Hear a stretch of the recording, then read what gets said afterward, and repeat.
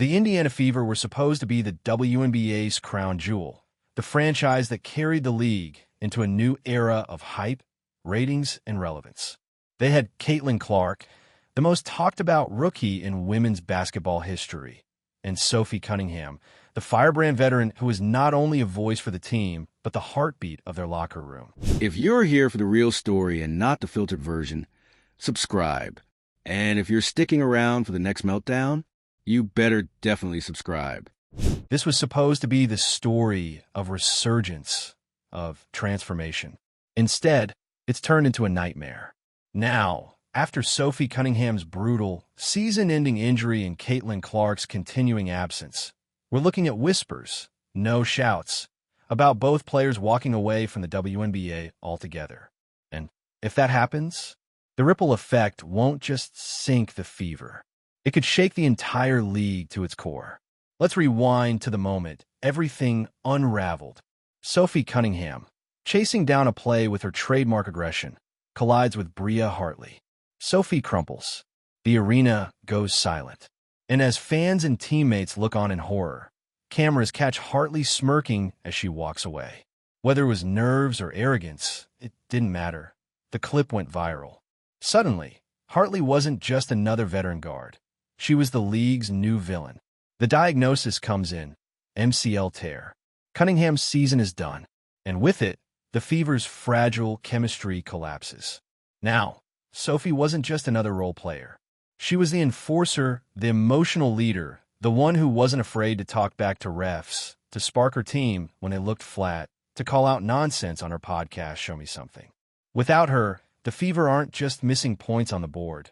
They're missing their edge. And in a league where mental toughness can swing games, that edge was everything. But here's where it gets messy, eh? Sophie's family wasn't about to stay quiet. They tore into the WNBA, calling out its failure to protect players from reckless hits like Hartley's. They demanded accountability, transparency, consequences. And for the first time, it wasn't just fans or analysts criticizing the league. It was blood family, the people who know what these athletes sacrifice to play. Their words stung, and they echoed across social media. The WNBA's response? Silence. No suspension for Hartley. No acknowledgement of officiating failures. Nothing but business as usual. And that silence has become the loudest noise of all. Fans are livid. Sophie's injury has become the rallying cry for something bigger. The league's refusal to prioritize player safety. People aren't just asking why Hartley is still playing. They're asking why the WNBA doesn't seem to care. Why there's no accountability. Why stars like Cunningham and Clark are being targeted, battered, and sidelined while the league sits back and watches. And that brings us to Caitlin Clark. Clark was supposed to be the savior of the Indiana Fever, the face plastered on billboards, the rookie phenom who'd bring in new fans, sell out arenas, and light up the scoreboard. But instead, she spent most of her first season injured, sidelined by a groin problem that's left her, and the league stranded. Clark barely touched the court before her body broke down. And now, with Sophie out too, the Fever look like a shell of the hype machine they were promised to be. It's no exaggeration to say Clark and Cunningham were the lifeblood of this team. And now both are gone. That's where the leaving whisper started. Because when stars don't feel protected, when their bodies are breaking down, when their families are calling out the league and fans are furious at its incompetence, what incentive is there to stay? Let's be clear, this isn't just about injuries. It's about trust. Cunningham's family doesn't trust the league to protect its players. Fans don't trust officials to call games fairly. In Clark's camp, they're quietly watching all of this unfold, weighing whether being the WNBA's face is worth the toll. Remember, Caitlin Clark doesn't need the WNBA to be a star. She has endorsements, international opportunities, and cultural relevance that stretches far beyond one league. If she decides this league isn't protecting her or her peers, walking away isn't out of the question. And imagine the headlines. Sophie Cunningham and Caitlin Clark leaving the WNBA. It sounds dramatic, maybe unthinkable, but isn't that exactly where we're headed? Because look at the Fever. Their season is in shambles. They're not just losing, they're getting embarrassed. Defensive breakdowns, lifeless stretches, blowout losses. Stephanie White's coaching is under fire for failing to make in-game adjustments.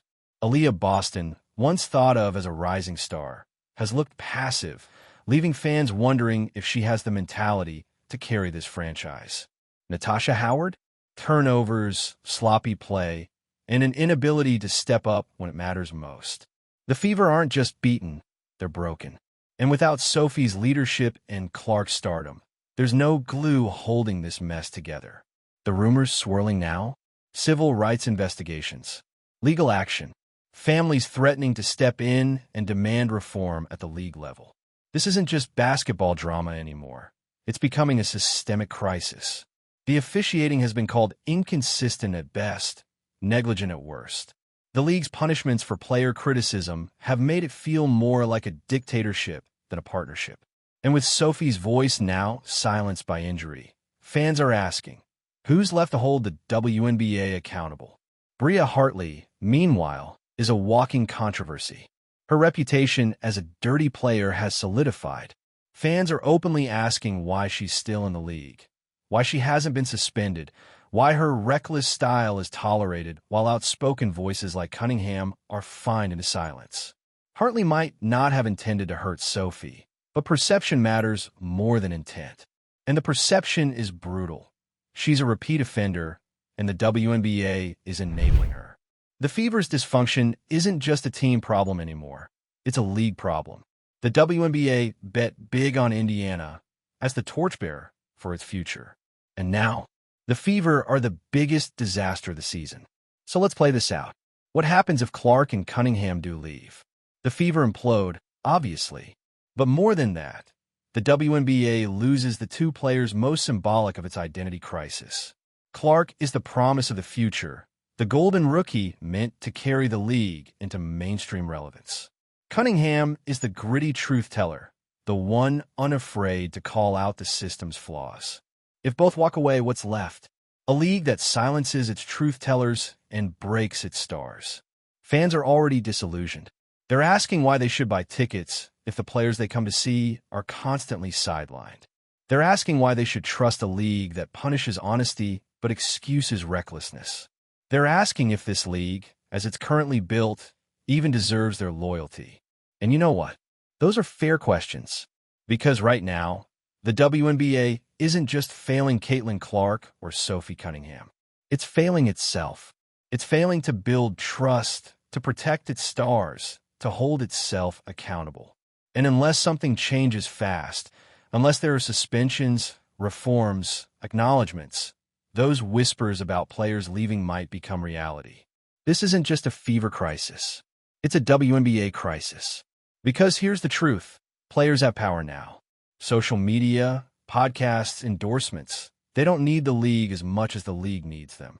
And if the WNBA keeps failing to protect them, don't be surprised when more stars decide to walk away.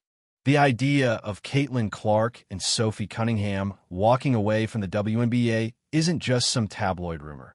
It's a scenario that feels increasingly plausible when you look at the chaos surrounding Indiana and the league as a whole. And if you thought the initial news was shocking, wait until you see the ripple effects of what this would mean for basketball, for fans, and for the very future of women's sports. First off, let's talk about what happens when stars lose faith in the system. Players like Clark and Cunningham didn't just show up to play basketball. They bought into the idea that the WNBA was ready to evolve, to finally embrace its role on the global stage. Clark had the hype, the ticket sales, the national coverage. Cunningham had the voice, the grit, the unapologetic honesty fans crave. Together, they made Indiana the beating heart of the league's narrative this season. But when those same players feel betrayed by a league that won't protect them, won't listen to them, won't value their safety, that's when faith cracks. And once faith cracks, walking away doesn't sound like weakness. It sounds like survival. Now, think about the power dynamics here. In the past, players needed the league to validate them, to give them a stage. But this is 2025, and Caitlin Clark doesn't need the WNBA to be a star. She's already transcended the court. Endorsements, commercials, nil-era popularity, it's all hers. She could go play overseas in Europe or Asia tomorrow and be showered in money and respect. She could stay stateside and focus on media, endorsements, or even advocacy, and she'd still be a cultural force. Same with Sophie Cunningham, though in a different way. Her podcast has already carved out a following that doesn't depend on her dropping threes in Indiana. She's proven that her voice has value even when she's not on the floor. So let's imagine this. What if both decide, enough is enough? What if Clark pulls back from the WNBA to rehab her body and explore other opportunities?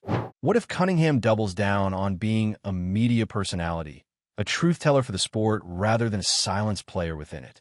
The WNBA doesn't just lose two names, it loses two archetypes. Clark represents the new generation, the once-in-a-lifetime rookie who could bridge gaps between casual fans and diehards. Cunningham represents the honesty, the raw edge, the players who refuse to toe the corporate line. Without them, what's left? And you know who else would notice immediately? Sponsors. The brands who lined up for Caitlin Clark didn't do it because they believed in the Indiana fever. They did it because they believed in her. They believed she could draw eyeballs, sell sneakers, inspire the next generation.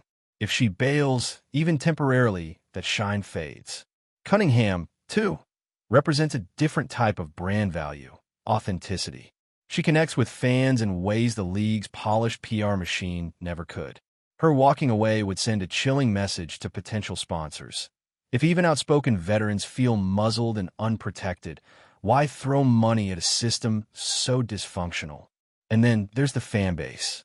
The WNBA has finally built momentum these past 2 years. Ratings are up. Attendance is climbing. Media coverage is stronger than ever. And let's be honest, that surge has everything to do with individual stars. Fans aren't tuning in for the league. They're tuning in for Caitlin Clark's deep threes, for Io Wilson's dominance, for Angel Reese's drama, for Sophie Cunningham's fire. Strip away those personalities, and you strip away the appeal. If Clark and Cunningham walk, fans don't just shrug and move on, they walk too. This whole conversation also exposes the WNBA's Achilles heel, fragility. The NBA could survive LeBron retiring tomorrow because its infrastructure, its money, its depth of talent, its marketing machine are that strong. The WNBA? It doesn't have that luxury. It needs its stars to not only perform, but to believe in the product. 1 or 2 high-profile exits would spark doubts about whether this league is ready to support the very people it depends on most. Now let's pivot to the bigger picture, because this isn't just about Indiana or even about the WNBA. This is about the future of women's sports. The explosion of attention around Caitlin Clark, Angel Reese, and others showed that fans are hungry for women's basketball. They want the drama, the rivalries, the athleticism, the personalities. But if the league itself doesn't evolve to meet that demand by protecting players, by ensuring consistency, by letting athletes actually speak, then the momentum will fizzle. And that would be a tragedy, not just for basketball, but for every young girl looking at the WNBA as proof that her dreams are valid. Now, let's not ignore Bria Hartley, because whether she likes it or not, she's become the flashpoint in all this. Her collision with Cunningham isn't just an accident anymore, it's a symbol of everything fans feel is wrong. Reckless play, lack of accountability, silence from a league. Hartley has become the face of a problem much bigger than herself, and that perception could haunt her forever. It also puts her fellow players in a tough spot. Defend her and risk looking like you're dismissing Sophie's injury, or stay quiet and let the narrative snowball. Either way, it deepens the fractures inside the league. And here's another angle, the coaching chaos. Stephanie White's leadership is already under fire, with fans criticizing her inability to adjust or inspire in big moments. But imagine being her right now. You lose Sophie, your vocal leader. You lose Clark, your centerpiece. 6 other players are banged up. Every time you turn around, there's another hole in the lineup, another media storm, another crisis you can't control. White isn't just fighting to win games anymore. She's fighting to keep her credibility. Because if Clark and Cunningham walk, the narrative won't just be about the league's failure. It'll be about her failure to steady the ship when it mattered most. And then there's Aaliyah Boston. Once crowned as the franchise cornerstone, She's now looking passive and uncertain at the exact moment her team needs her to seize the reins. Fans are asking hard questions. Is she built for this pressure? Can she carry the weight of being the one if Clark's gone? Or is she just another good player who needs stars around her to shine? That's a brutal spotlight for someone so early in her career, but that's the reality. And her response could define whether the Fever rebuild into contenders or spiral into irrelevance. Let's be brutally honest. If Caitlin Clark and Sophie Cunningham decide to leave, the WNBA doesn't just lose players. It loses the storylines that make sports irresistible. Clark versus Reese. Cunningham versus everyone. Indiana's underdog rise. These weren't just games. They were narratives, rivalries, sagas. And without them, the league risks becoming background noise again. The question now isn't whether the WNBA can survive without Clark and Cunningham. It's whether it can survive the perception that its brightest stars don't want to be there. Because once that perception sets in, you don't just lose games, you lose faith. And faith, once broken, is almost impossible to rebuild. Think about the symbolism for a moment. Sophie Cunningham represents everything gritty and authentic about the game. She's unfiltered. She's fearless. She's got that bulldog mentality that turns heads whether you love her or hate her. Caitlin Clark, on the other hand, is the golden child. She's the face the league has plastered on every billboard. The rookie sensation whose deep threes and swagger pulled millions of new fans into the fold. These two aren't just players, they're archetypes. Sophie is the voice. Caitlin is the vision. If both of them even hint at stepping away, that's a cultural earthquake. Because what message does it send other players? To young girls dreaming of going pro? To sponsors debating whether to invest? The message is chilling. If the league can't protect or satisfy even its most valuable stars, then maybe it doesn't deserve them. And here's where things get dangerous for the WNBA. It's not like Clark and Cunningham are trapped. Both have options. Overseas leagues are drooling at the chance to poach stars like Clark. Imagine her playing in Spain, Italy, or Turkey, earning triple the money, treated like royalty, with none of the league drama weighing her down. Sophie, meanwhile, already has a budding media career. She doesn't need a jersey to have influence. Her podcast is proof she can command an audience without ever touching the floor. She could easily pivot full-time into broadcasting, commentary, or even become a lightning rod influencer who critiques the league from the outside. And once one or two stars prove they can thrive outside the WNBA, don't be surprised if others follow. This could be the beginning of a player exodus, not just individuals but a trend. Let's also talk about the trust factor, because that's what's really eroding here. Players aren't just upset about officiating. They're losing trust in the league's leadership. Sophie's family calling out the WNBA isn't just venting. It's exposing a bigger problem. It's saying, we don't believe you care about our daughters. And when families start openly voicing that, it cuts deeper than any headline. It shows that the problem isn't isolated, it's systemic. And where does that leave the fans? Disillusioned. They bought in hard this season. Caitlin Clark's games were appointment viewing. Indiana's arenas went from half-empty to packed overnight.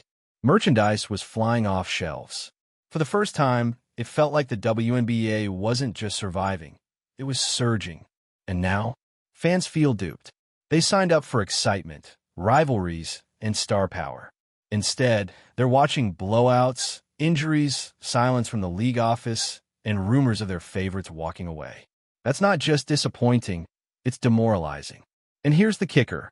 Fans today aren't passive. They're not going to sit back and say, oh well. They're loud, organized, and unrelenting. Social media campaigns, boycotts, petitions, you name it, they'll use it. If Clark or Cunningham leaves, expect fans to turn that frustration directly onto the league. The WNBA's carefully built image of progress and empowerment could be drowned out by hashtags demanding accountability. Now, let's spin this forward. What happens if Caitlin Clark actually does step away? Even temporarily?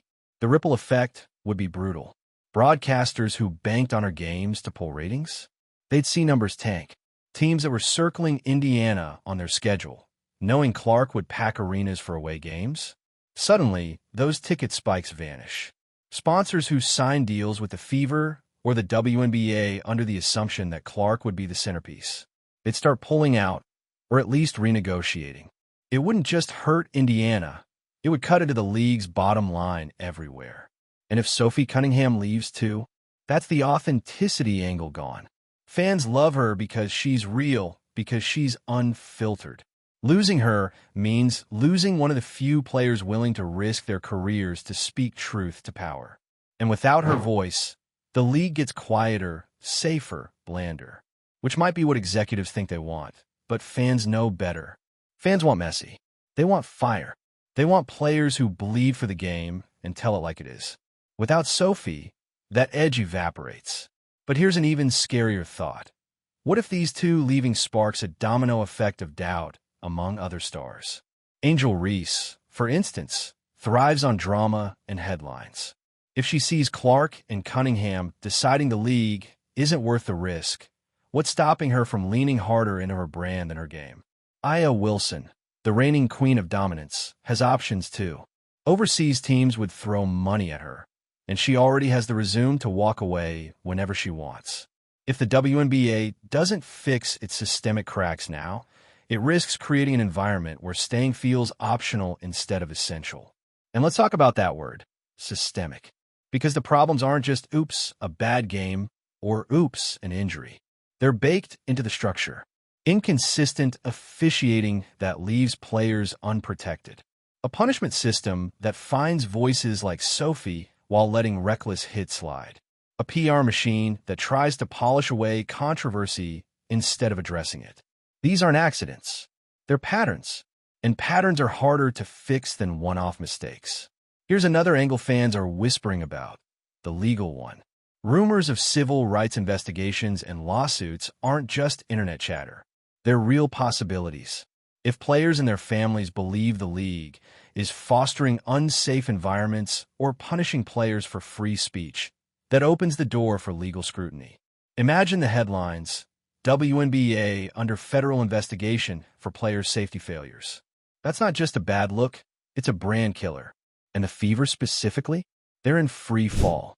Without Clark and Cunningham, what do they have left? A confused Aaliyah Boston, a streaky Natasha Howard, and a team culture that feels fractured at the seams.